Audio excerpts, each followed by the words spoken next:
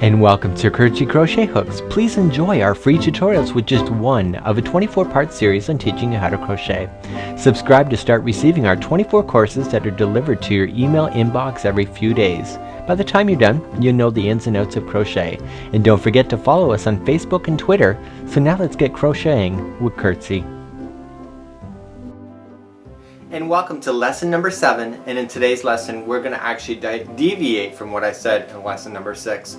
We're actually going to start changing colors within your work. That is a really common thing. How do you do it without making really ugly knots and then your loose ends actually hanging out? And I'm going to show you how to change colors without knots. And then finally, like I promised in lesson number 6, I'm going to show you how to cast off and finish off your project so that you have no loose ends at all. So this one is about hiding in your loose ends, being able to change color without showing that, and being able to complete it so that it looks really professional, so you really can't tell where you're changed colors because there's going to not be any knots. So that's what we got for lesson number 7.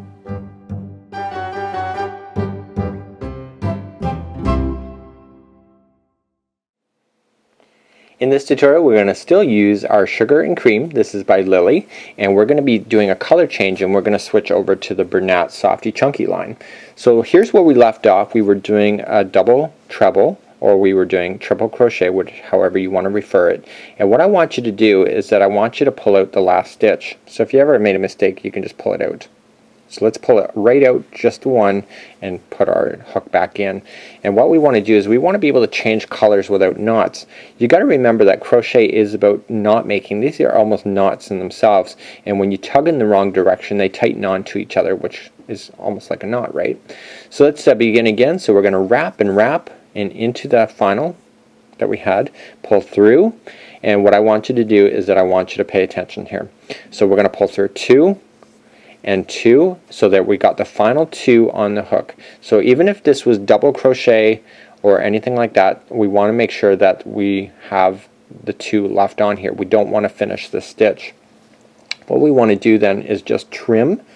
So getting your scissors, my scissors are by Westcott. We're just going to clip, and we're going to grab our next color. And here is the Bernat Softy Chunky. What I like to do with myself is that I like to actually create a slip knot. So let's review that again. So pointing, wrap and wrap. Okay, this is the back of my hand forward, take the back over the forward, take this one up and over. Remember, we've already covered that before. And what we want to do is that we just want to slip on the slip knot right here. Okay, and we want to pull that through the final 2. So now what we have is we have the new string that's going to the ball, we have the string that's dangling here, which is just loose, and we also have the new string dangling. So we actually have 2 strings dangling in one. So let's begin. So I'm going to show you, we're going to actually do double crochet up. Okay, so here we go. So when we double crochet, if you remember, it was always chain 3. So 1, 2, and 3. And here's where you need to pay attention. The next stitch is just the next one, right? It's just jumping over.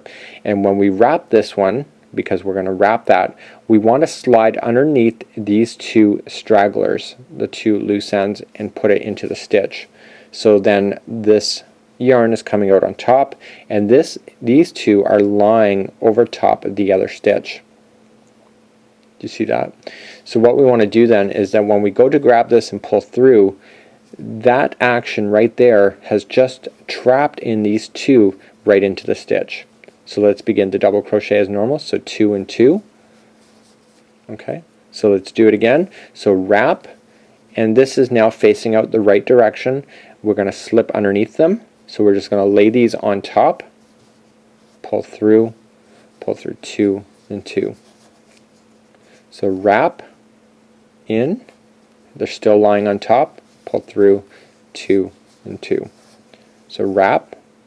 So I recommend that you at least try to go 2 inches to 3 is the better. The more you go, the better. And the way that the stitches are working right now, you really can't see that that's even sitting in there, can you? So it's kind of a really great trick. So every time you go in, you just leave them on top, and they get secured into each section right at the bottom there. When you think you have enough, in there, you simply can just grab your scissors. You can do this afterward. You don't have to do it right on the spot, as long as you do it at one point and just want to trim it. Take those out and just keep on going. So what's going to happen is when you tug on these, that's just going to tuck right in. You really can't see it, and we just double crochet ourselves. So you could have done that with single crochet, double trebles, triple crochet, half double crochet. You do it with every one, and you just move along on your project. And basically that is how you change colors on the edges. When you change a lot of colors, it kind of gets annoying after a while to be able to do that all the time, but it really is worth the effort. Changing colors like that is something that I've just started doing 3 years ago. I used to have these god ugly knots on the edges of my work, and you try to deny that they're there, but they're there, and it's hard to control them better, and you start getting frayed and loose ends hanging out, which is quite a problem within itself. So with double crochet, we're just going to turn and again work our way up. So 1, 2, 3, and this post matches that post, and we just automatically go into the next one.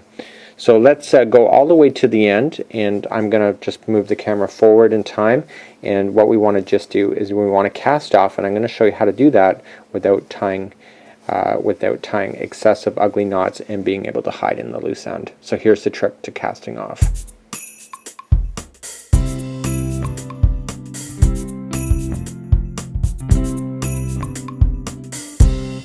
So we're coming to the end of our project where we're going to actually cast off, and I'm going to just start it here instead of just being at the end. It just makes a lot more sense.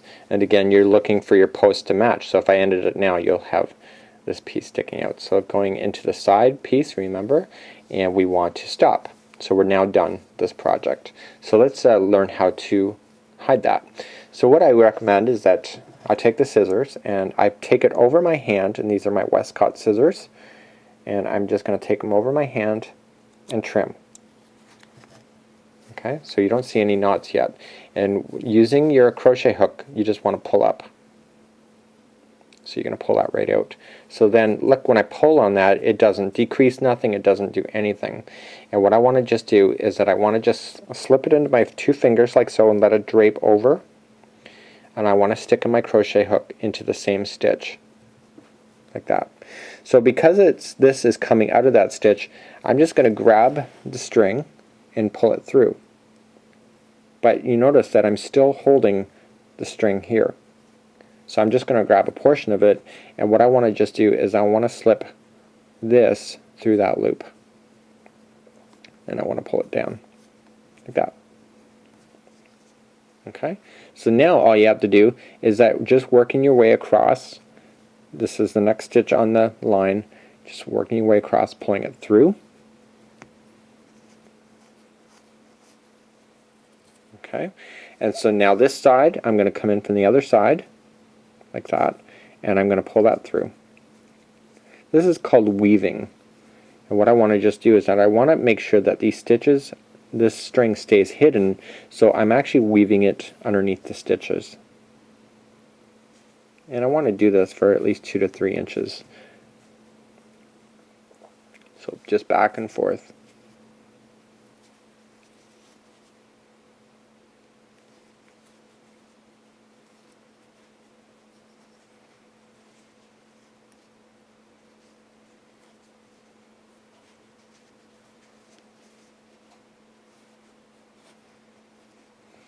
Now before you trim this now, you're going to have extra left over. You want to pull this, because people tend to pull on things. So if you pull it now before trimming that, you know where the absolute maximum pull is going to be doing.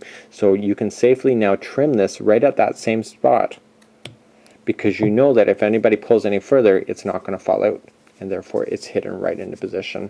And so you can see that I used different yarn when I switched over. So because the yarn was somewhat thicker, you can see that it kind of looks a little more bulkier at the top. So if I would have used this similar yarn to do the casting off, it would have been a lot more consistent as well. So your yarn does really matter. Coming back into the bottom part here, we have was our starting, and again, just using the same technique that we just did. This is already in a knot, so we don't have to secure that any further, but we just want to weave this like we just did with the first one. You could have already done this already too before. You don't have to wait to the end of your project to be able to weave this in. So this kind of ideas, I like to do the final trimming or the final corrections when I do my projects, to do this at the end. And what we want to do, again, just like before, I want to stretch it before I cut it, and I can safely cut it there. And voila, you have a project with no loose ends hanging out and virtually no knots. Hopefully for many of you, you didn't get too confused when changing your colors. That is actually a technique that a lot of people really struggle with because they're concerned about the actual knots falling apart. And you should be aware that crochet is simply just tying material together in order to really create the patterns that it is. And so when you do it in the method that I'm showing, even though you'll go to stretch your material, the string is just tightening upon itself so that you can be rest assured so that it will not fall apart. But if you got some kids that you think that may get a little bit rough, by all means you can throw a knot and still hide it in that way. So let's move along into lesson number 8, and I'm going to talk to you about patterns and how to understand patterns and how to read them more essentially. So let's schedule you for lesson number 8 when we go to learn how to read patterns. On behalf of Curtsy Crochet, I'm your host, Mike.